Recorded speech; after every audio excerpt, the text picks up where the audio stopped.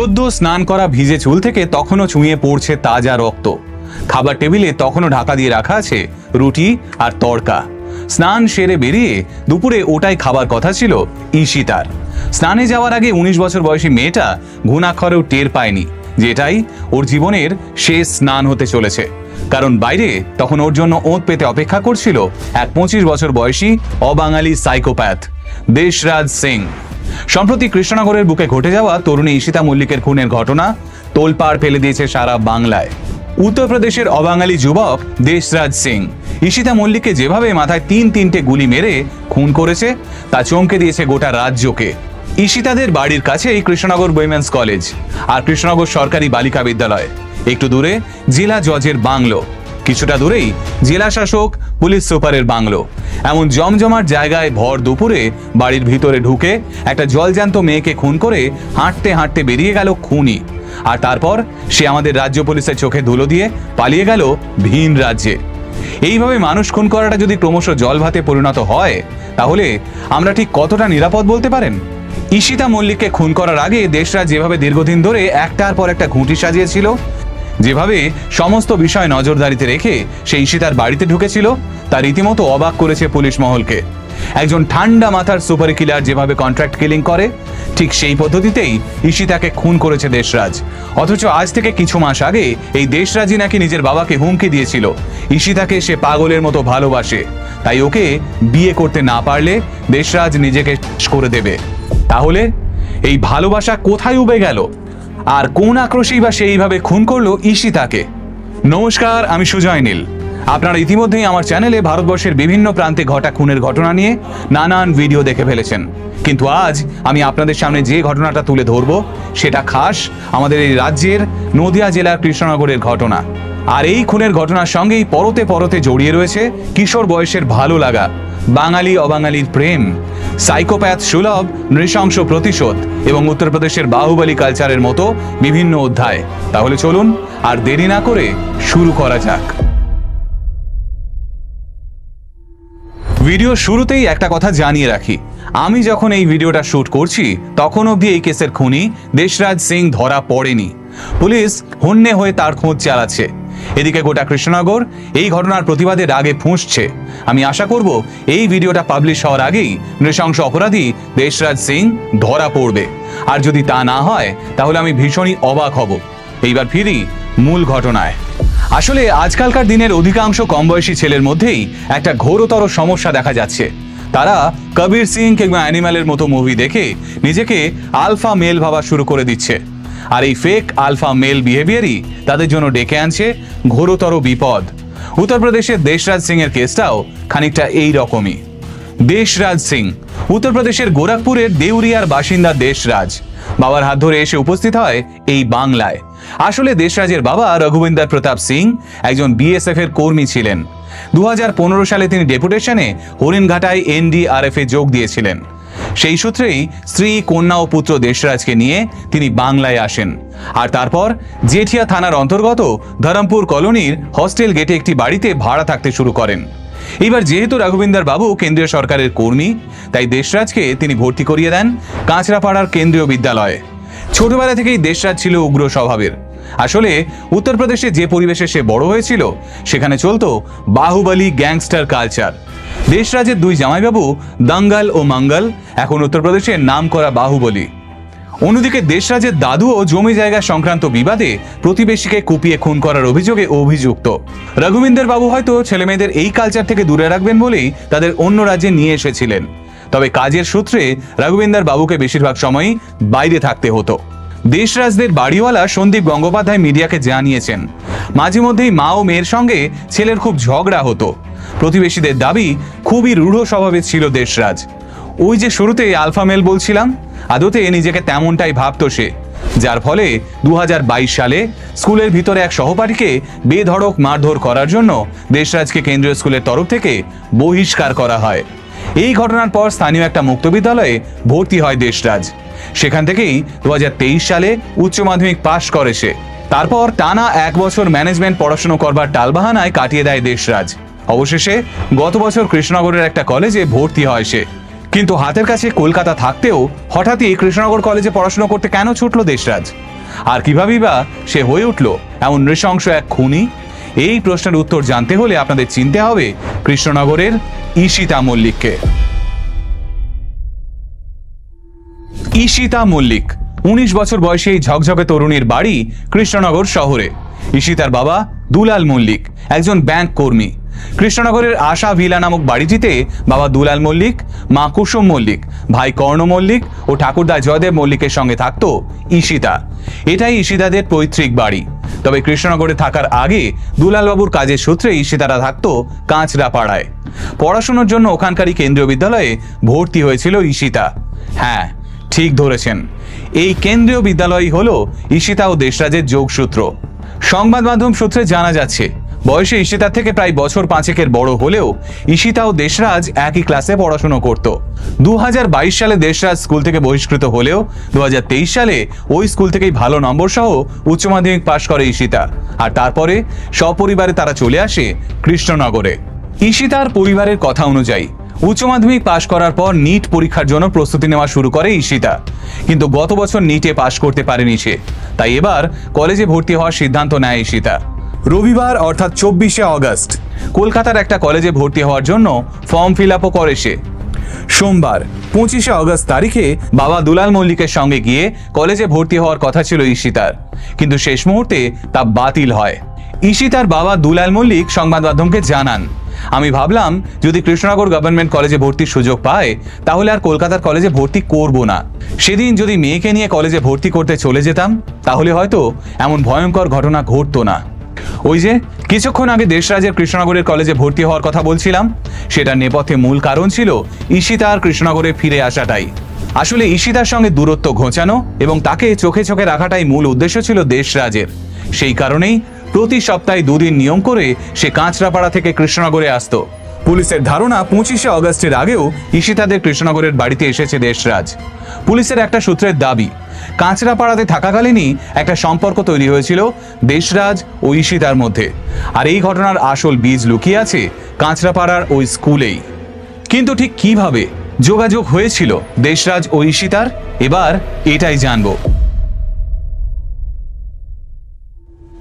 আমরা কাঁচরাপাড়ার যে মাঠে খেলতাম সেখানেই খেলতে আসতো দেশরাজ। খুবই উগ্র ছিল, সবার সঙ্গে মারপিট করত। মৃতা ঈশিতা মল্লিকের ক্লাস 8-এ পড়া ভাই ঠিক এই কথাগুলোই পুলিশকে জানিয়েছে দেশরাজের বিষয়ে। কারণ কর্ণ মল্লিকই সেদিন দেশরাজকে নিজেদের বাড়িতে দেখে প্রথম চিনতে পেরেছিল। এদিকে ঈশিতার মা কুসুম মল্লিক ও বাবা দুলাল মল্লিক দাবি করেছেন তারা দেশরাজকে চেনেন না। আনন্দবাজারকে বলা কুসুম দেবীর বক্তব্য অনুযায়ী এতদিন অবধি ঈশিতার নিজস্ব কোনো মোবাইল ফোনই ছিল না। ঘটনার 3-4 দিন আগে ওকে একটা ফোন কিনে দেওয়া হয়েছিল। ফলে ঈশিতার পক্ষে কারো সঙ্গে লুকিয়ে যোগাযোগ রাখা সম্ভব নয়। কিন্তু ঠিক এখানে এই পুলিশের গোটা ঘটনাটা নিয়ে দ্বন্দ্ব তৈরি হয়েছে। কারণ তারা তদন্তে নেমে জানতে পেরেছেন কাঁচরাপাড়াতে থাকাকালীনই একটা সম্পর্ক তৈরি হয়েছিল ঈশিতা ও দেশরাজের। তাদের একসঙ্গে তোলা একটা ছবি ইতিমধ্যেই সোশ্যাল মিডিয়ায় ভাইরাল। তবে স্কুলের ওই মারপিটের ঘটনার পর দেশরাজের আলফা মেল বিহেভিয়ারের প্রতি বীতশ্রদ্ধ হয়ে পড়ে ঈশিতা।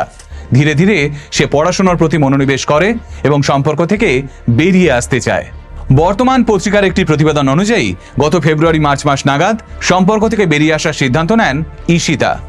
বিষয়টি জানা মাত্রই শুরু হয় দেশরাজের হুমকি দেওয়া। পাশাপাশি ভিডিও কলে আগ্নেয়াস্ত্র দেখিয়েও ঈশিতাকে ভয় দেখায় দেশরাজ। এপ্রিল-মে মাসে সোশ্যাল মিডিয়ার বিভিন্ন অ্যাকাউন্ট থেকে দেশরাজকে ব্লক করে দেয় ঈশিতা। এখানে আর একটা চাঞ্চল্যকর তথ্য উঠে এসেছে পুলিশের কাছে। সম্পর্ক বাঁচাতে দেশরাজ ক্রমাগত ইমোশনাল ব্ল্যাকমেল করত ঈশিতাকে।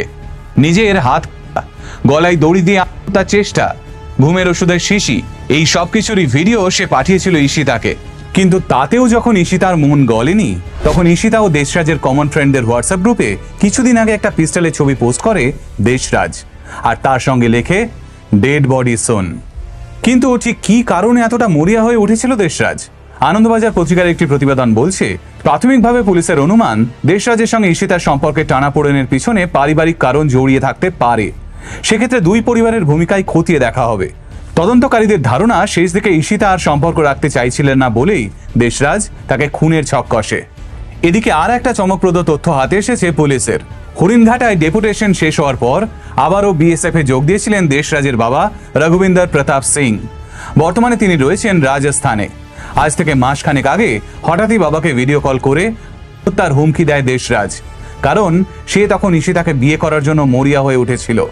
সেই ভিডিও কলই রঘুবিন্দর সিং নিজের সন্তানকে স্পষ্ট জানিয়ে দেন, যদি দেশরাজ নিজের ক্ষমতায় প্রতিষ্ঠিত হতে পারে তবেই তিনি ওর সঙ্গে ঈশিতার বিয়ের ব্যবস্থা করবেন। আর এই ভিডিও কলের বিষয়টা খোদ রঘুবিন্দর বাবুই পুলিশের কাছে তুলে ধরেছেন। তাহলে আজ থেকে 1 মাস আগে যে ছেলেটা ঈশিতাকে বিয়ে করার জন্য এতটা মরিয়া হয়ে উঠেছিল, সে কিভাবে এতটা নিখুঁত প্ল্যান করে ঈশিতাকে খুন করলো, এইবার সেটাই জানার পালা। কোনো হুমকি কিংবা কাকুতি মিনতিতেই কাজ হচ্ছে না দেখে ঈশিতার উপর বদলা নেওয়ার জন্য একটা সাংঘাতিক মারণ প্ল্যান ছকে দেশরাজ। ঠিক কিরকম ছিল সেই প্ল্যান, তাহলে চলুন এবার সেটাই ধাপে ধাপে বুঝে নেওয়া যাক। এ, লোকেশন রেকি। নিয়মিত কৃষ্ণনগরে আসা যাওয়া করার সুবাদে শহরটাকে বেশ ভালোই চিনে গেছিল দেশরাজ। ঈশিতাদের বাড়ি কৃষ্ণনগরের মানিক পাড়ায়। ওদের বাড়ির সামনে দিয়ে যে রাস্তাটা গেছে তা দিয়ে মিনিট 5 হেঁটে গেলেই 12 নম্বর জাতীয় সড়ক পড়ে। উল্টো দিকে কিছুটা গেলেই নদিয়া জেলা প্রশাসনিক ভবন রয়েছে। সেখান থেকে শহরের যে কোনো জায়গায় যাওয়ার জন্য টোটো মেলে। সদর মোড় হয়ে কৃষ্ণনগর বাস স্ট্যান্ড এবং স্টেশনে যাওয়াও সহজ। তার চেয়েও সহজ জেলা প্রশাসনিক ভবনের পাশ দিয়ে ডন বস্কো স্কুল, বিপিসিআইটি কলেজের সামনে দিয়ে বেলডাঙ্গা মোড় হয়ে কৃষ্ণনগর স্টেশনের দিকে যাওয়া। এই পথে সিসি ক্যামেরার নজরদারিও তেমন নেই। অভিজ্ঞ অপরাধীর মতোই নিজের আসা ও ফেরত যাওয়ার রাস্তা বেছে নিয়েছিল দেশরাজ। B, target monitoring. পুলিশের অনুমান ঈশিতাদের বাড়ির উপর তীক্ষ্ণ নজরদারি চালিয়েছিল দেশরাজ। ঈশিতার বাবা কখন অফিসে যায়, ওর ভাই কখন স্কুলে যায়, ঈশিতার মা কখন ওর ভাইকে স্কুল থেকে আনতে যায়, এই সবটা মনিটর করছিল দেশরাজ। সে বোধহয় এটাও জানতো যে ঈশিতার দাদু অসুস্থ, উনি দোতলায় উঠতে পারেন না। আর এখানেই পুলিশের আরও একটা ধারণা তৈরি হচ্ছে যে আশা ভিলায় এর আগেও পা পড়েছে দেশরাজের। নয়তো প্রথমবার বাড়িতে ঢুকে সবার চোখ এড়িয়ে দেশরাজের শটান দোতলায় ঈশিতার ঘরে পৌঁছে যাওয়াটা একটু অস্বাভাবিক। C, existence swapping. দেশরাজের মা ও বোন অগাস্ট মাসের 13 তারিখে ধরমপুর থেকে উত্তরপ্রদেশের পথে পাড়ি দেন, কারণ দেশরাজের বোনকে একাদশ শ্রেণীতে উত্তরপ্রদেশের প্রয়াগরাজের সেনা স্কুলে ভর্তি করানোর সময় এগিয়ে এসেছিল। দেশরাজ তারপর থেকে ধরমপুর কলোনির ওই ভাড়া বাড়িতে একাই ছিল, আর এই সময়টাকে সে বেছে নিয়েছিল ঈশিতাকে খুন করার জন্য। সেই প্ল্যান অনুযায়ী রবিবার অর্থাৎ 24শে অগাস্ট সকালে বাবা রঘুবেন্দরকে ফোন করে দেশরাজ আর জানায় ও সেদিনই গোরখপুরে ফিরে যেতে চায়। ছেলের কথা অনুযায়ী রঘুবিন্দর বাবু ছেলেকে রবিবার দুপুরের পূর্বাঞ্চল এক্সপ্রেসের টিকিট কেটে দেন। দেউরিয়া সদর যাওয়া সেই ট্রেনটিতে রবিবার দুপুর 3:15 নৈহাটি স্টেশন থেকে চাপার কথা ছিল দেশরাজের। বিকেলের দিকে দেশরাজ ফোন করে তার বাবাকে জানায় সে ট্রেনে উঠে গেছে। আদতে দেশরাজ ভেবেছিল এটাই তার 24 তারিখ উত্তরপ্রদেশ যাওয়ার প্রমাণ হয়ে থাকবে, যাতে 25 তারিখ ঈশিতাকে খুন করার পর পুলিশি তদন্তে কোনো সমস্যা না হয়। কিন্তু পুলিশের অনুমান সেদিন ওই ট্রেনে দেশরাজ না চাপলেও চেপেছিল নিতিন প্রতাপ সিং নামের এক যুবক। এবার কে এই নিতিন প্রতাপ সিং? বলছি। D, weapon collecting. Nitin Pratap Singh হল দেশরাজের উত্তরপ্রদেশের বন্ধু তথা গ্যাংস্টার। পুলিশ বলছে ঈশিতাকে মারার জন্য যে পিস্তলটা ব্যবহার করা হয়েছিল তা উত্তরপ্রদেশ থেকে বাংলায় আমদানি করেছিল এই নিতিনই। মা ও বোন দেউরিয়ায় পৌঁছতেই নিতিনকে অস্ত্র সমেত ধরমপুরে ডেকে পাঠায় দেশরাজ। 19শে অগাস্ট কাঁচরাপাড়ায় এসে পৌঁছয় নিতিন। 24শে অগাস্ট দেশরাজের নামে যে টিকিটটা কাটা হয়েছিল সেই টিকিট নিয়েই দেউরিয়ায় ফিরে যায়। ই, সিম কার্ড সোয়াপিং। নিজের পুরনো নম্বরের মোবাইলটা মায়ের হাত দিয়ে 13ই অগাস্টে উত্তরপ্রদেশে পাঠিয়ে দেয় দেশরাজ। সে মাকে জানায় ফোনটা ডিস্টার্ব করছে, ওখানে গিয়ে সারিয়ে নেবে। তবে দেশরাজের লক্ষ্য ছিল নিজের টাওয়ার লোকেশন উত্তরপ্রদেশে দেখানো। সোমবার বাড়ি থেকে বেরোনোর আগে দেশরাজ নিজের দ্বিতীয় মোবাইলটা নিষ্ক্রিয় করে ফেলে রেখে যায় কাঁচরাপাড়ার বাড়িতে। তবে খুনের পর ব্যবহার করার জন্য দেশরাজ আর একটা সিম নিজের সঙ্গে রেখেছিল, যেটা আদতে তোলা হয়েছিল নিতিনের মুখ ও বধির ভাই অনুরাগ প্রতাপ সিং এর নামে। এর কারণ টাওয়ার লোকেশন পেলেও পুলিশ একজন মুখ ও বধিরের ওপর কি আর সন্দেহ করবে? তাহলে প্ল্যানিং বুঝতে পেরেছেন ছেলের? একজন পাক্কা ঝানু অপরাধীর মতোই নিজের সমস্ত গেমটা সাজিয়েছিল দেশরাজ। কিন্তু ঈশিতাকে খুন করার পর তাকে পুলিশের কাছে চিহ্নিত করে দিল এক সাধারণ মানুষের অজান্তে নিজের মোবাইলে তোলা একটা ফটোগ্রাফ। ভদ্রলোক নিজের মেয়ের ছবি তুলতে গিয়েই ভুল করে তুলে ফেলেছিলেন দেশরাজের ছবি, আর সেটাই হয়ে দাঁড়ালো এই কেসের মোড় ঘুরিয়ে দেওয়া একটা অধ্যায়। কিন্তু ঈশিতাকে কিভাবে খুন করলো দেশরাজ, আর কিভাবেই বা সংবাদ মাধ্যমে ভাইরাল হলো খুনের পর মুহূর্তেই তার ছবি? এবার সেটাই জানবো। পুলিশের অনুমান 25শে অগাস্ট অর্থাৎ সোমবার বেলা একটু গড়াতেই কৃষ্ণনগরে চলে আসে দেশরাজ। পরনে কালো হাফ স্লিভ জামা, কালো প্যান্ট এবং পিঠে নীল রঙের ব্যাগ। মনে করা হচ্ছে এই ব্যাগেই সে লুকিয়ে এনেছিল ওই পিস্টলটা। ততক্ষণে ঈশিতার বাবা দুলালবাবু ব্যাংকে চলে গেছেন। ঈশিতার ভাই কর্ণ তখন স্কুলে। দেশরাজ অপেক্ষা করছিল 2টো বাজার, কারণ প্রতিদিন সেই সময় ঈশিতার মা কুসুম দেবী ছেলেকে স্কুল থেকে আনতে যান। তবে ঈশিতার মা বেরোনোর সঙ্গে সঙ্গেই দেশরাজ ঈশিতাদের বাড়িতে ঢোকেনি। সে অপেক্ষা করছিল ওদের বাড়ির পাশের জয়ন্ত মোদকের দোকানটা বন্ধ হওয়ার, কারণ ওই দোকান বন্ধ না হলে পালানোর সময় অসুবিধে হতো দেশরাজের। জয়ন্ত মোদকের দোকানটা বন্ধ হতেই দেশরাজ পায়ে পায়ে হাঁটা লাগায় ঈশিতাদের বাড়ির দিকে। ঈশিতা তখন দোতলায় নিজের বেডরুমে স্নানঘর থেকে সবে বেরিয়েছে। ভিজে চুল, পরনে কালো টি শার্ট এবং নিচে একটা গোলাপি রঙের টাওয়েল জড়ানো। ঈশিতার দাদু জয়দেব মল্লিক তখন একতলায় নিজের ঘরে বিশ্রাম নিচ্ছিলেন। গট গট করে সোজা দোতলায় ঈশিতার ঘরে ঢুকে যায় দেশরাজ। পুলিশের অনুমান বলছে এরপর কিছুটা সময় ধরে ঈশিতা ও দেশরাজের মধ্যে কথা কাটাকাটি এবং ধস্তাধস্তি হয়। আর তারপরে নিজের ব্যাগ থেকে পিস্তলটা বের করে একদম পয়েন্ট ব্ল্যাঙ্ক রেঞ্জ থেকে ঈশিতার মাথা লক্ষ্য করে 3টে গুলি চালায় দেশরাজ। ঈশিতার ময়নাতদন্তের রিপোর্ট অনুযায়ী ওর মাথার ডান দিকে 2টো গুলির আঘাত রয়েছে এবং পিছন দিকে একটা গুলির আঘাত।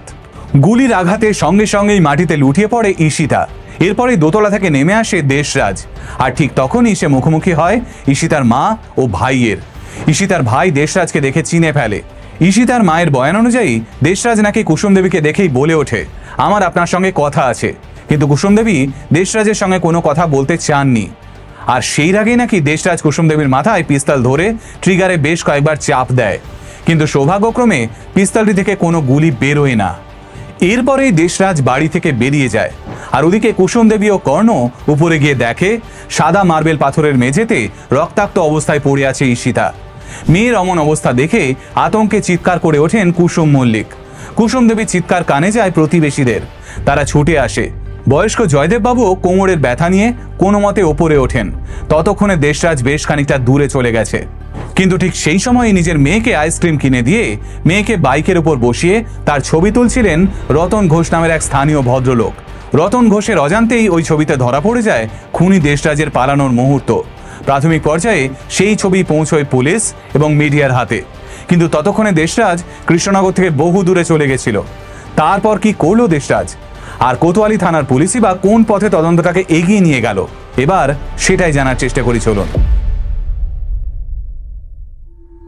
দেশরাজের ফোনের IMEI নাম্বার ট্র্যাক করে পুলিশ জানতে পারে খুনের পর সোজা ধারামপুর কলোনিতে গেছিল সে। ওখান থেকেই কয়েকজন বন্ধুকে হোয়াটসঅ্যাপ কল করে সাহায্য চায় দেশরাজ। ফোন করে নিজের মা এবং বন্ধু নিতিনকে। আর তারপর আবারও দেশরাজের ফোন বন্ধ হয়ে যায়।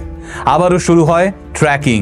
পুলিশ ভেবেছিল দেশরাজ হয়তো উত্তরপ্রদেশ পালাবে, কিন্তু আচমকাই আসানসোলের বরাকরের লছিপুরের কাছে দেশরাজের ফোনের টাওয়ার লোকেট হয়। পুলিশের একটা দল সেখানে পৌঁছয়। তবে সেখানে গিয়ে পুলিশ দেখে ফোনটা একজন সম্পূর্ণ অজানা ব্যক্তি কুড়িয়ে পেয়েছেন। অর্থাৎ পুলিশকে ঘোল খাওয়াতেই ইচ্ছেকৃতভাবে আসানসোলের বরাকরে সিম এবং মোবাইল ফোন ফেলে দেয় দেশরাজ। কিন্তু বরাকর থেকে কোথায় পালালো দেশরাজ সেটা জানতেই রাজ্য পুলিশের একটা দল পাড়ি দিয়েছে উত্তরপ্রদেশে, আর এক দল পাড়ি দিয়েছে রঘুবিন্দর প্রতাপ সিং এর কর্মস্থল জয়সলমীরে। পুলিশের অনুমান সেদিন প্রথমে কৃষ্ণনগর থেকে ট্রেন ধরে কাঁচরাপাড়া, তারপর কাঁচরাপাড়া থেকে শিয়ালদহে পৌঁছয় দেশরাজ। পরে হাওড়ায় গিয়ে দুন এক্সপ্রেস ধরে বরাকর যায় সে। পুলিশকে বিভ্রান্ত করতে সেখানে ফোন ফেলে আসানসোল ফেরে, আর সেখান থেকেই গোরখপুরগামী ট্রেন ধরে। তবে পুলিশকে এখনো ভাবাচ্ছে দেশরাজের বাহুবলী কানেকশন। দেশরাজের দুই জিজাজি দাঙ্গল সিং এবং মঙ্গল সিং উত্তরপ্রদেশের ভয়ঙ্কর দুই বাহুবলী। এছাড়াও দেশরাজের দুই কাকাও ওখানকার বাহুবলী। তাদের নামে পুলিশের খাতায় 40খানা মামলা রয়েছে। এবার দেশরাজ যদি একবার এদের মধ্যে কারো ডেরায় পৌঁছে যায় তাহলে সেখান থেকে ওকে গ্রেফতার করা মুশকিল হবে। এই ভিডিওটা যখন শুট করছি ততক্ষণে 19 বছর বয়সী ঝকঝকে তরুণী ঈশিতা মল্লিকের শরীরটা পুড়ে ছাই হয়ে গেছে নবদ্বীপ শ্মশান ঘাটে। ঈশিতার বাবা দুলালবাবুই মেয়ের মুখাগ্নি করেছেন, কাছা নিয়েছেন। মিডিয়ার সঙ্গে কথা বলতে গিয়ে গলা বুজে আসে দুলালবাবুর। তিনি বলেন, শ্মশানে মেয়ের মৃতদেহের খাটে কাঁধ দিয়েছি আর কাছা পরে হবিষ্যি করছি। আমার মতো কপাল আর কটা বাবার হয়। অন্যদিকে চোখের জল শুকোচ্ছে না ঈশিতার মা কুসুম দেবীরও। সন্তান হারানোর শোকে তিনি থেকে থেকেই হাহুতাশ করছেন আর সমানে দেশরাজের কঠোর শাস্তির দাবি করছেন। অপর প্রান্তে দেশরাজের মা পুনম দেবী গোটা ঘটনাটার ট্রমা এখনো কাটিয়ে উঠতে পারেননি। তিনি বলছেন, আমি মেয়েটাকে কখনো দেখিনি, ছেলেটা কেন এমন কাজ করলো কিছুই বুঝতে পারছি না। দেশরাজের বাবা রঘুবিন্দর প্রতাপ সিং এই গোটা ঘটনাটায় লজ্জিত, আতঙ্কিত এবং ভীষণই আঘাতপ্রাপ্ত। তিনি মিডিয়াকে জানিয়েছেন, আমার ছেলে যে কাজ করেছে তার জন্য ওর কঠোর শাস্তি পাওয়া উচিত। আমার ছেলেকে ধরিয়ে দেওয়ার জন্য আমি পুলিশকে সব রকম সাহায্য করতে রাজি আছি। কিভাবে ক্ষণিকের একটা নারকীয় সিদ্ধান্ত দুটো পরিবার আর এতগুলো মানুষের জীবনকে ওলটপালট করে দিতে পারে সেটার জলজান্ত প্রমাণ কৃষ্ণনগরের এই ঘটনাটা। আসলে এই যে আমাদের চারপাশে সবার আলফা মেল হওয়ার অশ্লীল চেষ্টা, এটাতে আরো বেশি করে ইন্ধন দেয় কিছু রগরগে পুরুষতান্ত্রিক সিনেমা। সেখানে রিজেকশনের কোনো জায়গাই নেই। আমার তোমাকে ভালো লেগেছে মানে হয় তোমাকে আমি টাকার জোরে নিজের করব, আর নয়তো গায়ের জোরে। যদি তুমি মানতে না চাও তাহলে তোমার অধিকার নেই অন্য কাউকে ভালোবাসার। তুমি আমার নয় তো তুমি কারোর নয়। হ্যাঁ, যদিও আমাদের বাঙালি ছেলেমেয়েদের মধ্যে এমন খুন খারাপির কালচারটা নেই বললেই চলে। আমরা রিজেকশন সহ্য করতে পারি, প্রেমে ধাক্কা খেয়েও উল্টো দিকের মানুষটার ভালো চাইতে পারি, কিন্তু ধীরে ধীরে সেই চিত্রটাও বদলাচ্ছে। শরীরকে খুন না করলেও গোপন ছবি ভিডিও ভাইরাল করে দিয়ে মানুষের অন্তরাত্মাকে খুন করার চল শুরু হয়েছে এখানেও। অনেকেই দেখি সেখানে গিয়ে পিশাচের মতো লিঙ্ক আছে করে কমেন্ট করতে। এই একটা ঘটনা যদি তাদের ঘরের কারো সঙ্গে ঘটতো, তখনও কি এই পিশাচরা লিঙ্কের খোঁজে মাছির মতো ভন ভন করতো? কে জানে। কৃষ্ণনগরের এই গোটা ঘটনাটা নিয়ে ইতিমধ্যেই বাঙালি অবাঙালি দ্বন্দ্ব শুরু হয়ে গেছে। এটা ঠিক যে উত্তরপ্রদেশের কালচার এরকমই, কিন্তু দিনের শেষে এই সমস্ত দ্বন্দ্বের চেয়েও গুরুত্বপূর্ণ অপরাধী দেশরাজের গ্রেফতারি এবং সাজা। ইতিমধ্যেই দেশরাজের ফাঁসির দাবিতে মুখর হয়েছেন কৃষ্ণনগরের বাসিন্দারা। এবার দেখার শেষ অবধি কি হয়। আমার আজকের ভিডিওটা আমি এখানেই শেষ করছি। দেখা হচ্ছে নতুন কোনো ভিডিওতে। ততক্ষণ অবধি সকলে ভালো থাকবেন, সুস্থ থাকবেন, আর হ্যাঁ, অবশ্যই সাবধানে থাকবেন। নমস্কার।